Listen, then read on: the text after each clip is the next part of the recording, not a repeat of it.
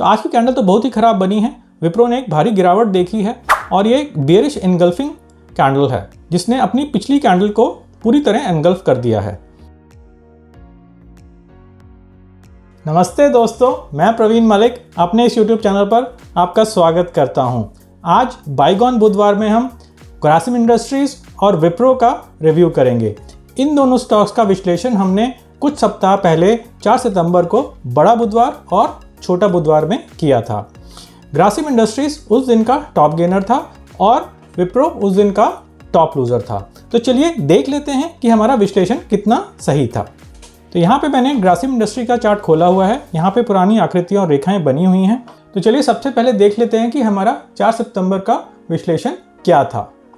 तो आज की कैंडल तो बड़ी अच्छी है, एक मानव कैंडल है, अच्छी वॉल्यूम पे बनी है, परंतु भाव रेजिस्टेंस के काफ़ी निकट है। तो इसलिए मुझे लगता है कि इसमें आगे आने वाले समय में कुछ काम नहीं करना चाहिए और इसमें इंतज़ार करना चाहिए। इसको मॉनिटर करते रहना चाहिए और देखते रहना चाहिए कि आगे क्या होता है। हो सकता है कि भाव इस रेजिस्टेंस से टकराकर नीचे आ जाए, तो इसमें रिस्क रिवॉर्ड अच्छा नहीं है। तो इसीलिए हमको ग्रासिम इंडस्ट्रीज़ में थोड़ा इंतज़ार करना चाहिए।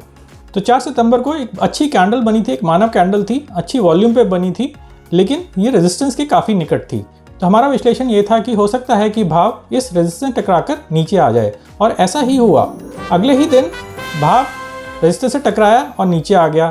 फिर उसके कुछ दिन बाद भाव रेजिस्टेंस से टकराया, फिर से नीचे आ गया, और अभी कुछ दिन पहले भी भाव रेजिस्टेंस तक पहुंचा और फिर से उस रेजिस्टेंस से टकराकर नीचे आ गया।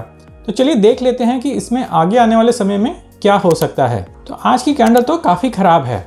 ये एक वामन कैंडल है जिसमें अपर शेडो भी है, लोअर शेडो भी है।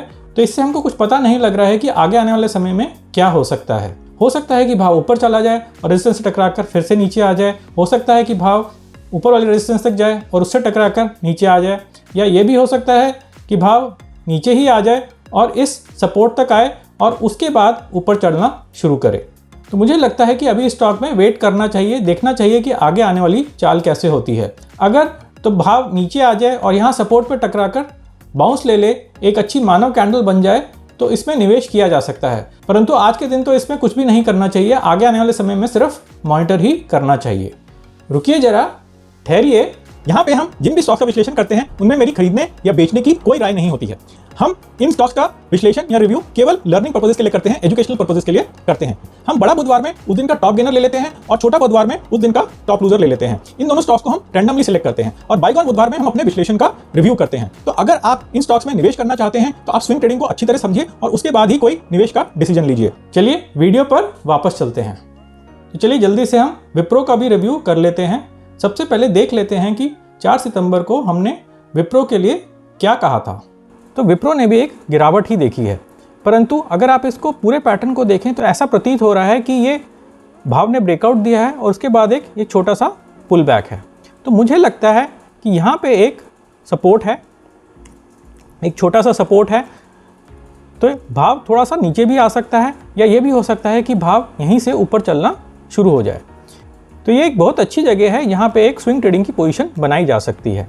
तो 4 सितंबर का हमारा विश्लेषण ये था कि यहाँ पे एक वैली एंड कैनियन पैटर्न बना हुआ है और जिसका ब्रेकआउट भी हो गया है। तो 28 अगस्त को इसका ब्रेकआउट हुआ है और आगे आने वाले समय में भाव ऊपर तक जा सकता है। तो हो सकता है कि भाव इस ऊपरली रेजिस्टेंस तक चला जाए, लेकिन अभी तक तो वो नहीं हुआ है। तो भाव अभी एक छोटे से दायरे में ही घूम रहा है। तो 28 अगस्त के ब्रेकआउट के बाद भाव थोड़ा सा नीचे आ गया। तो 4 सितंबर की कैंडल एक बेयरिश कैंडल थी, एक रेड कैंडल थी जो एक भारी वॉल्यूम पे बनी थी। तो हमारा विश्लेषण ये था कि हम यहाँ पे निवेश कर सकते हैं और आगे आने वाले समय में भाव ऊपर जा सकता है। तो हम इस सपोर्ट का स्टॉप लॉस लेके इस स्टॉक में निवेश कर सकते हैं। तो भाव उसके बाद ऊपर तो गया, लेकिन अभी तक एक छोटे से दायरे में ही घूम रहा है। तो विप्रो का रिव्यू हमने कल चार्ट ऑफ द डे में भी किया था। तो हमारा चार्ट ऑफ द डे का विश्लेषण ये था कि कैंडल कहीं सपोर्ट और रेजिस्टेंस के बीच में है, तो इसलिए रिस्क रिवॉर्ड अच्छा नहीं है। तो आज की कैंडल तो बहुत ही खराब बनी है। विप्रो ने एक भारी गिरावट देखी है और ये एक बेयरिश एनगल्फिंग कैंडल है जिसने अपनी पिछली कैंडल को पूरी तरह एनगल्फ कर दिया है।